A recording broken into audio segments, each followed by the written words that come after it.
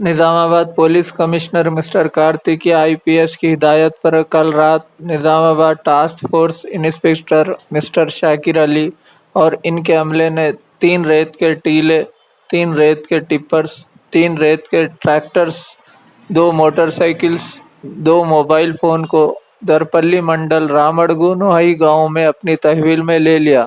बाद अज़ां इन्होंने इनको दरपल्ली एसआई के हवाले कर दिया।